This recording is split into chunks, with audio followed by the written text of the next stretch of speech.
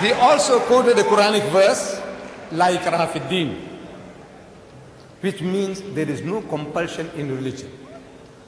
Compulsion is worthless. At the point of the gun or the knife, you force somebody to say, read the Shahada, the Kalima, the Creed of Islam, and the man is forced to read. What is it worth? Nothing. There is no compulsion in religion. But the insinuation is that the Muslims were doing compulsion.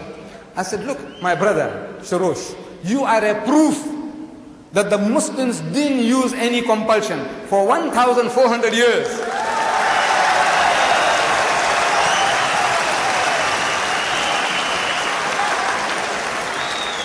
For 1,400 years, you and your other Christians, whom you now say number 14 million, they lived in our midst.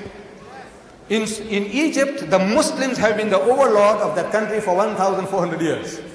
For a few years, the French came. For a few years, the British came. But overall, for 1,400 years, the Muslim has been ruling that land. And yet, today, you can boast there are 10 million Coptic Christians in Egypt. If there was compulsion of any kind, there would not have been a single Christian left in the country.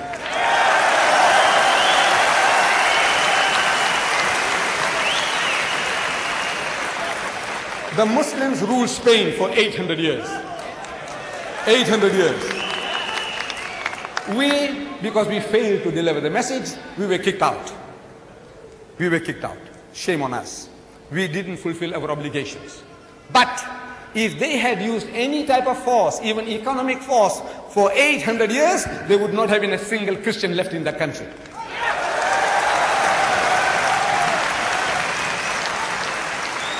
We Muslims, we ruled India for 1,000 years. But after 1,000 years of Muslim rule, eventually when partition takes place, the Muslim gets 1/4, the Hindu gets 3/4. Why? Because we didn't do the job. We didn't use any compulsion.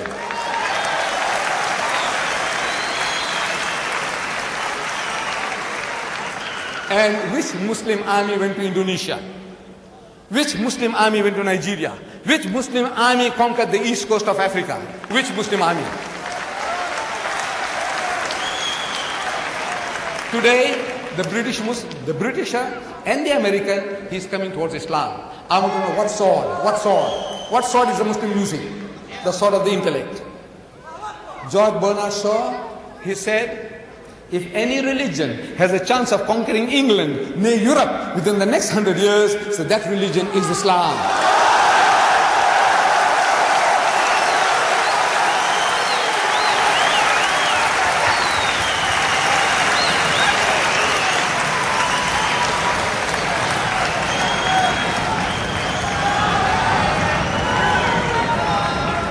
Look,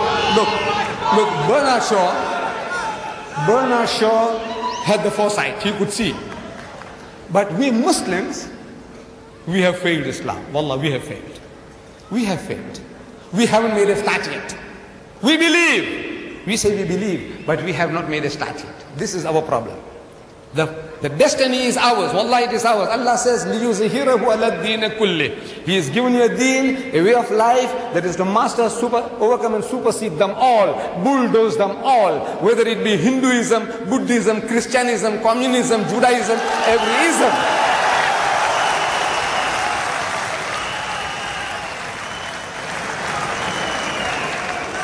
Sword. I'm asking, what sword? Thomas Carlyle in 1840, he delivered a series of lectures here in the UK. In England, Thomas Carlyle, one of the greatest thinkers of the past century. Thomas Carlyle. And he says, the sword. He said, the sword indeed. But where will you get your sword? He said, every new opinion at its beginning is precisely in the minority of one. In one man's head alone, there it dwells as yet. That he take a sword and try to propagate with that will do little for him. He said, first you must get your sword. And how do you get your sword? Through the intellect, through reasoning. Udu ila sabili rabbika bil hikmati. Allah says, invite all to the ways of thy Lord with wisdom. the sword of the intellect, of wisdom. وَالْمَوْعِزَةِ الْحَسَنَةِ, and with beautiful preaching. وَجَادِلْهُمْ بِالَّتِي أَحْسَنَ, and reason with them in the ways that are best and most gracious. This is the sword.